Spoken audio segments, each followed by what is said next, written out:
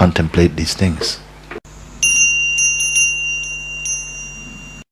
If you don't know this, everything else actually is a waste of time. Whatever you learn, you're going to have to discard it at some point.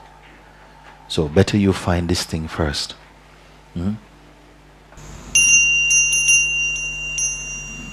It really doesn't matter whatever plays on the surface. It really doesn't matter. It doesn't matter whether you are experiencing some crazy mind movement or extreme self-consciousness or whatever display.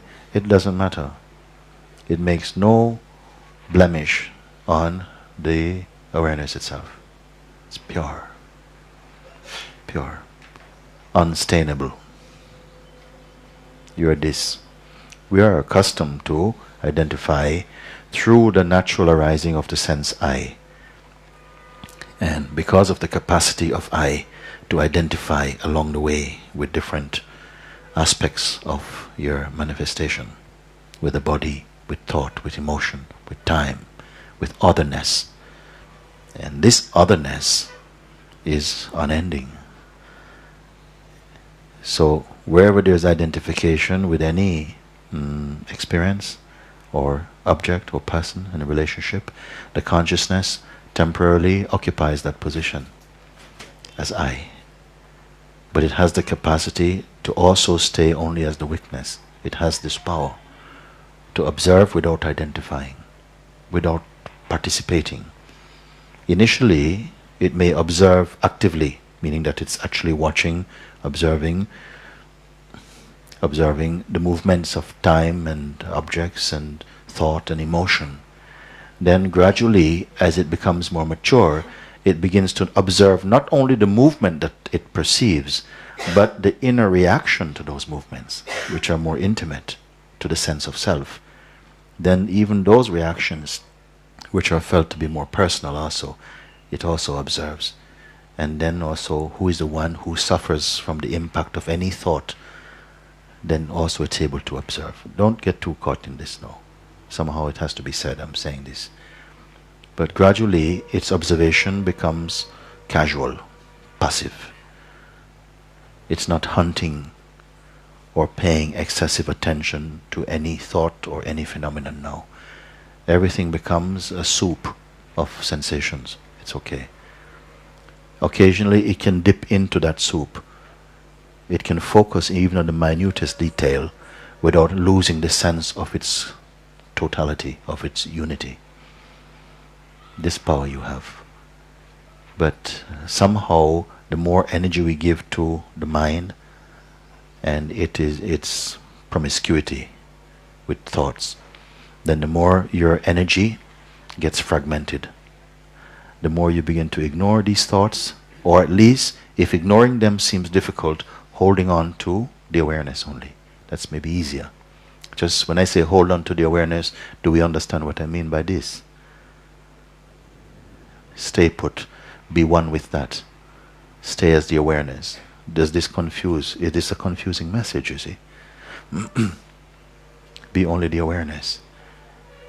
Does it seem like a complex, impossible thing to hear? No, it means I don't say become the awareness, I say remain as the awareness. It's already here. Meaning, don't go out through the senses. Don't go out with them for now. Let them be there. You feel hungry, eat. Tired, sleep. Whatever, let that happen. That is not the trouble. That is not nothing of this is in the way of anything. It's only the mind is saying, when I do this, then I do that. It's not true. You believe it and it feels true. Now you begin to see that everything is permissible. Everything is okay. But initially, it might feel, no, I better not go out. If I go out, I get into trouble.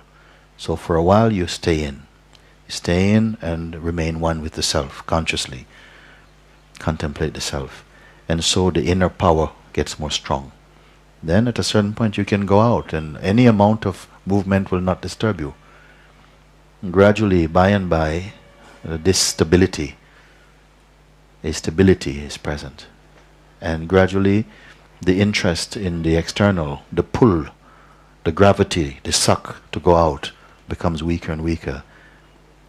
Then at some point you don't even say, oh, I lost my concentration, oh, I forgot myself. No, all these things will become redundant expressions for you. You will not say it anymore.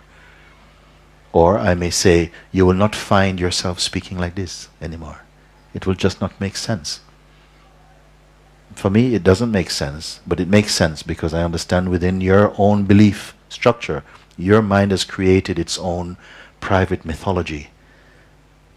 And it is living within the rules of its own making. So I can see when you speak like that, yes, I understand why it sounds like this. But I'm trying to pull you, smash your prison house, burn your house down, so that you can be in your infinite self and to see that there's nothing to be afraid of, you see.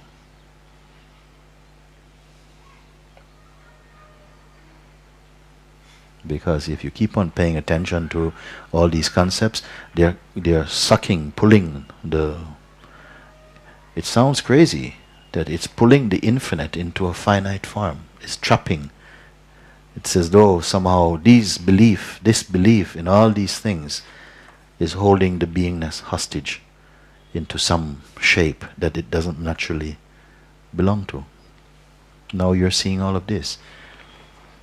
Gradually, just in being here, somehow recognizing, somehow the recognition, that sort of non-dualistic recognition, non-phenomenal recognition, what it means. That you can, it's not recognizing something, the self, I see that. No, there's a recognition which is the negative aspect of seeing some object. That I'm not this. Whatever appears, I'm not that. And somehow intuitively you sense, I am that. But when you say, I am that, that is not a phenomenon. I am not the phenomenon. It is seen. Not just said, it is seen. I cannot be this. Because witnessing of this is taking place. It is already evident that I cannot be that. The weakness is apart from it.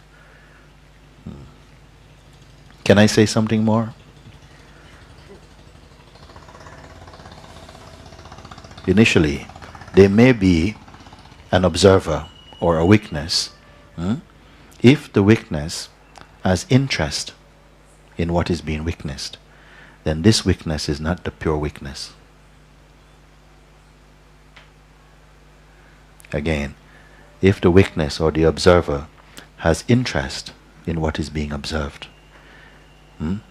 then what is being observed is a reflection of what the observer is holding.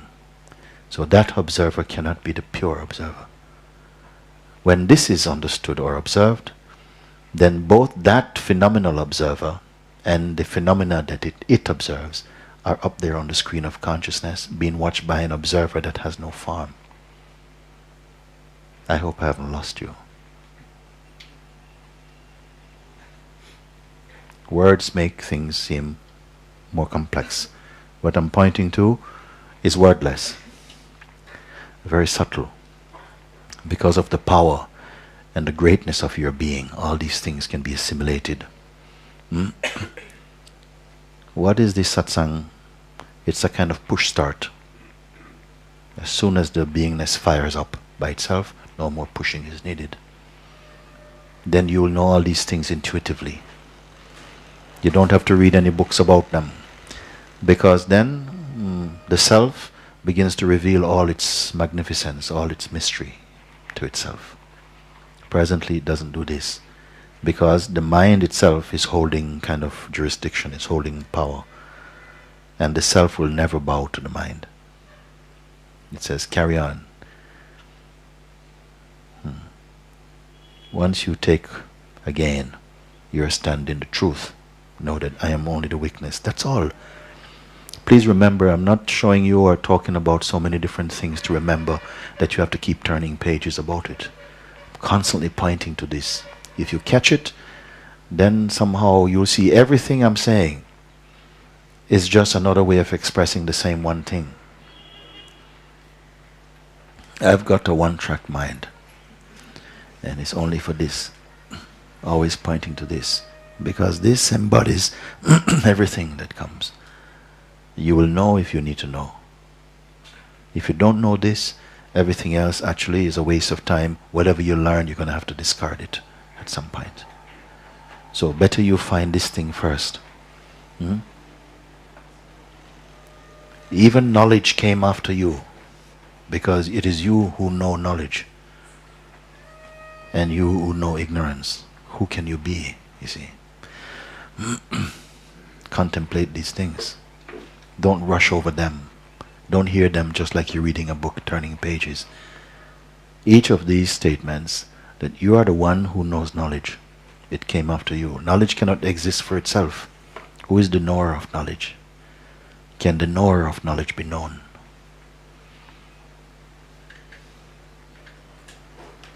Does it have a shape?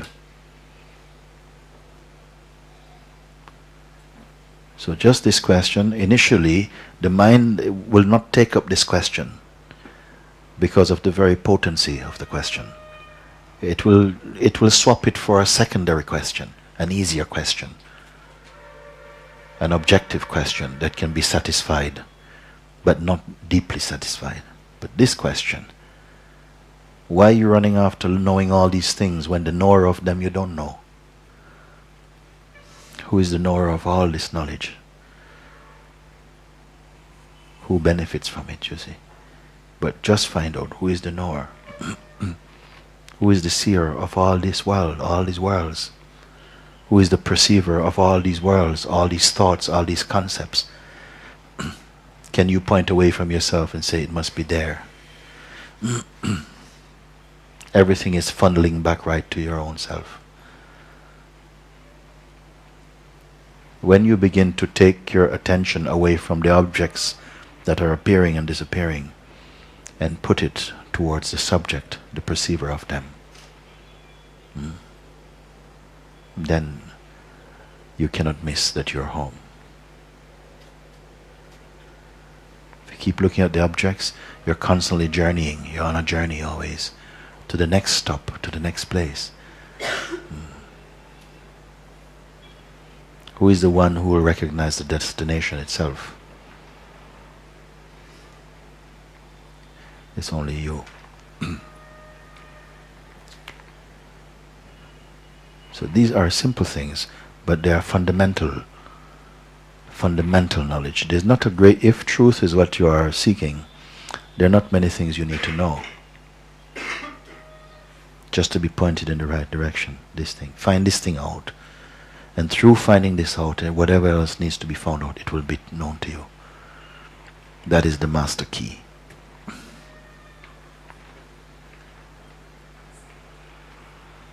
But if your mind is in love with simple gathering information, it will continue. It's got an unending playground to do this. But some beings become tired, say no, no more. Some beings are even tired of experiencing. Enough.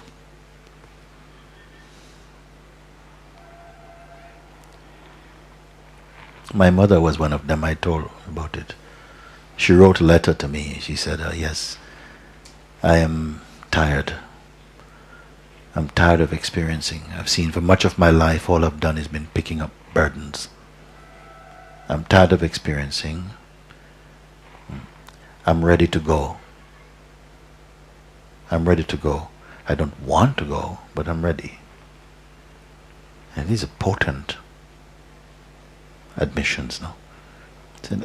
I'm not bored. She's not a boring being at all. She's full of life. She has friends all over the world. But she's not attached. Not even to her children.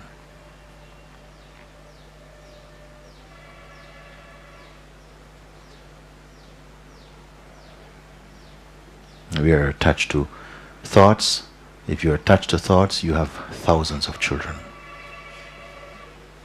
You have to look after them. And they'll always be pulling at your skirt.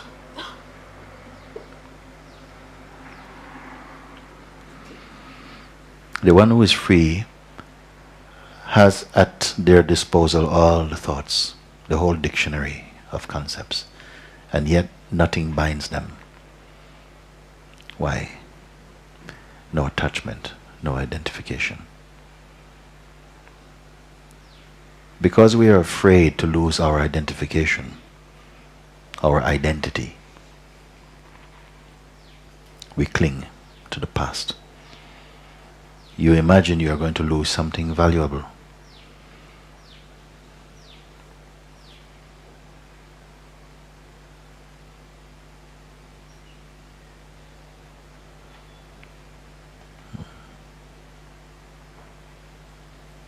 So, it will feel like a risk, you see. To be here and to confront your fears, it will feel like risk.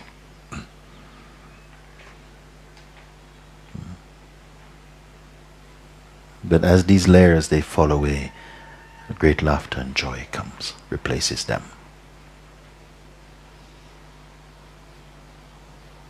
You have nothing significant to lose.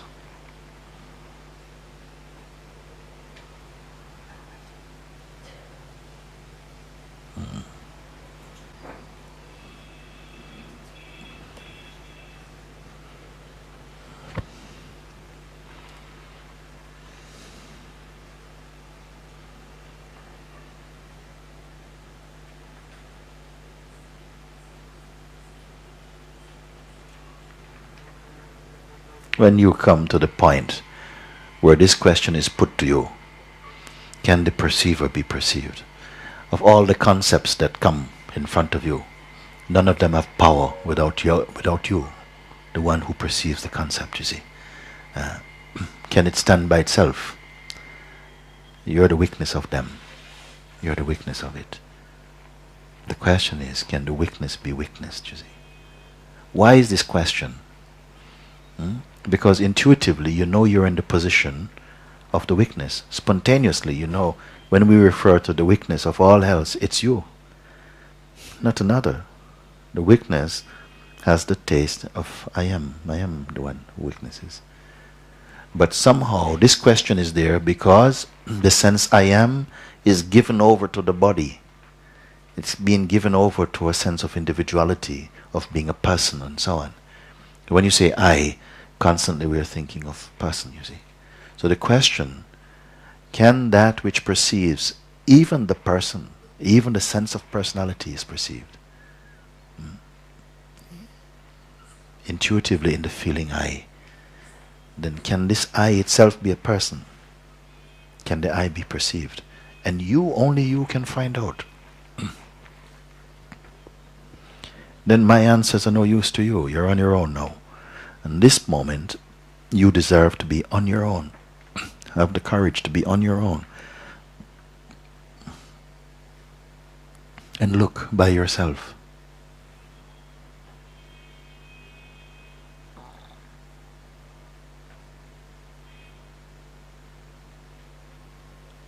Until you became awake, this world could not appear. Until you awaken in the morning. First the consciousness is present, and then the feeling I am. Until this happens, the world cannot appear. It has no permission to appear until you appear. Have you considered these things? Even all the great beings in the world cannot come until the light is on, and you are there. Who are you? Prove me wrong. If the consciousness is not there, if the feeling I am is not there, can anything else be there? In the line of perceiving, is there anything earlier than the I am? The very light of consciousness and all the goings on of consciousness comes into living color, technicolor, in the waking state. For whom is all this magnificent world dancing? Is it not for you? You're the perceiver of it. So not looking at it, but the one who sees it. What happened? Some have found out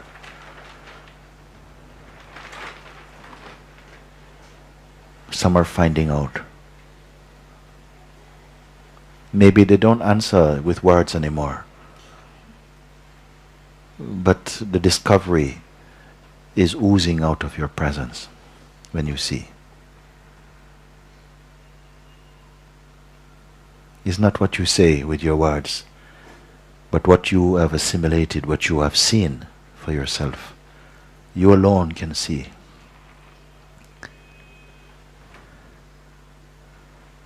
And this question is your key into your own self.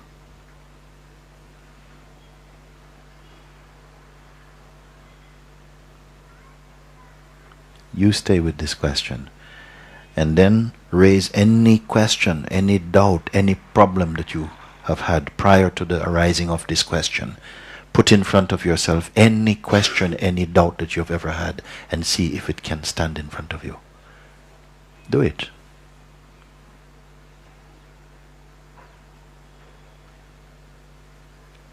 I have not come here to entertain you, waste my time, your time talking. I want to see if you take it. You have made the effort to come here. Now fulfill it. Until then you're bringing second-rate, third-rate questions and observations, tired old things, as though they are meaningful. Now accept this question. Have the courage to see the auspiciousness of this question.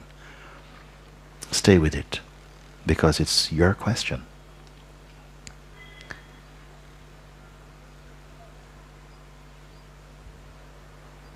And then tell me, raise up any doubt, any question, any doubt, any problem that you can ever have, and place it in the presence of this question and see if it can stand.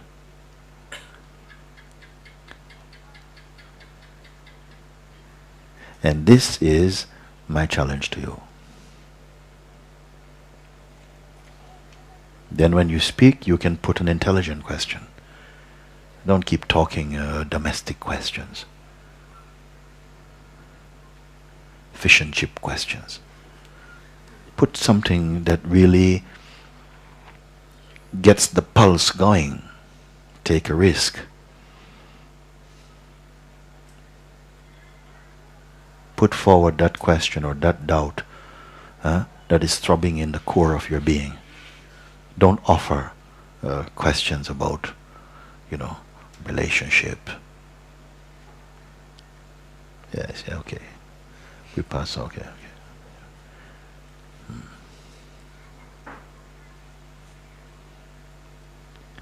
What you think about, no, please, my God, how much torture. But a question, who sees all these things?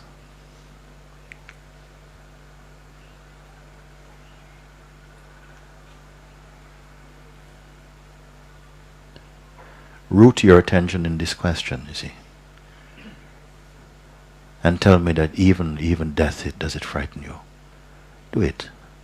And this I offer everyone, no. All the books are offering so many concepts, so many ideas, so much paths to walk, things to see, things to do, practices to make, mantras to make, pilgrimage. We won't be cynical with these, but you don't need this now. You have come again to the source.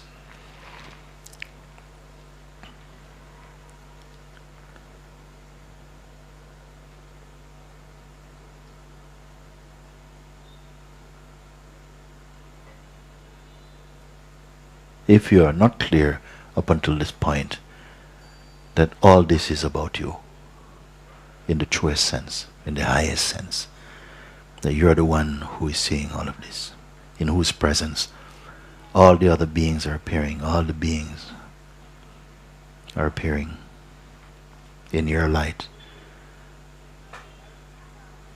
Yours are the eyes that are seeing, and even the seeing you are seeing. But can you be seen? Who are you? Are you material or immaterial? In the final analysis, when everything boils down, is there something we can look at?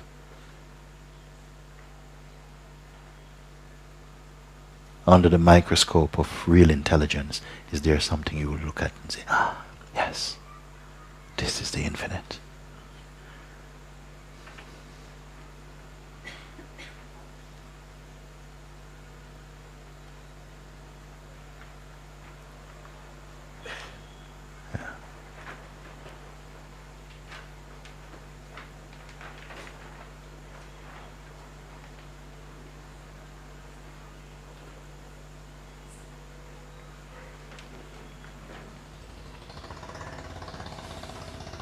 Initially, there may be an observer or a witness.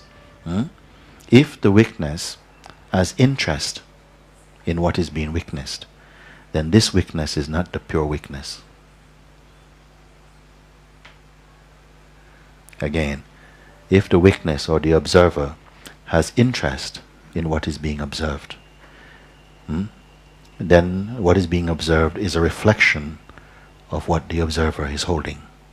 So that observer cannot be the pure observer. When this is understood or observed, then both that phenomenal observer and the phenomena that it observes are up there on the screen of consciousness, being watched by an observer that has no form.